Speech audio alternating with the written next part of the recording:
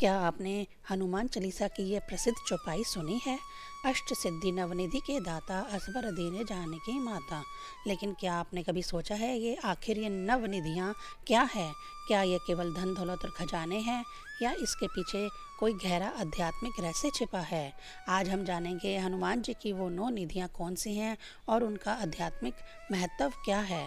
शास्त्रों में 9 निधियों का वो दिव्य संपदा कहा गया है। माना जाता है मूल रूप से धन के देवता कुबेर के खजाने हैं, लेकिन संतों और आचार्यों ने इनके आध्यात्मिक अर्थ भी बताए हैं।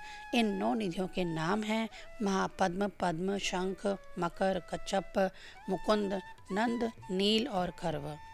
महापद्म यह पवित्रता और वैराग्य का प्रतीक है। जैसे कमल कीचड़ में रहकर भी निर्मल रहता है, वैसे ही भक्त संसार में रहकर भी ईश्वर से जुड़ा रहता है। पद्म यह प्रेम, करुणा और दिव्य गुणों का प्रतीक है।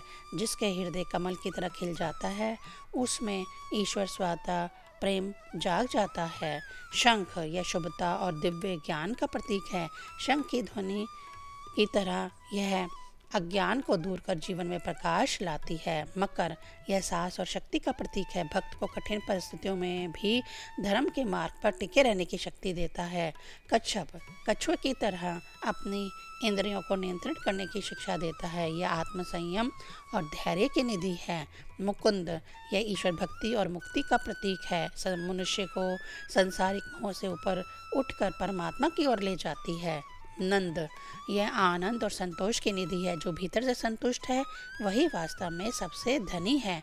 नील यह विवेक और गहन ज्ञान का प्रतीक है। सही और गलत में भेद करने की शक्ति प्रदान करता है।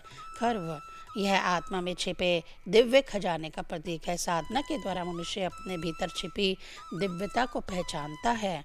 हनुमान जी का केवल बल और पराक्रम के देवता नहीं हैं, वे भक्ति, ज्ञान, विनम्रता, सेवा, संयम और समर्पण के भी आदर्श हैं। इसलिए माता जानकी ने उन्हें वरदान दिया कि वे भक्तों को अष्ट सिद्धियाँ और नवनिधियाँ प्रदान कर सकें।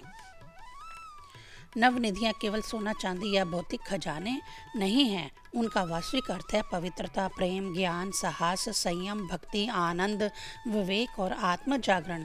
जो व्यक्ति सच्चे मन से हनुमान जी की भक्ति करता है, उसके जीवन में ये सभी दिव्य गुण धीरे धीरे प्रकट होने लगते हैं। इसलिए अगली बार जब हनुमान चालीसा की ये चौपाई पढ़ें तो याद रखिए, यह केवल धन का नहीं बल्कि आध्यात्मिक समृद्धि का भी वरदान है।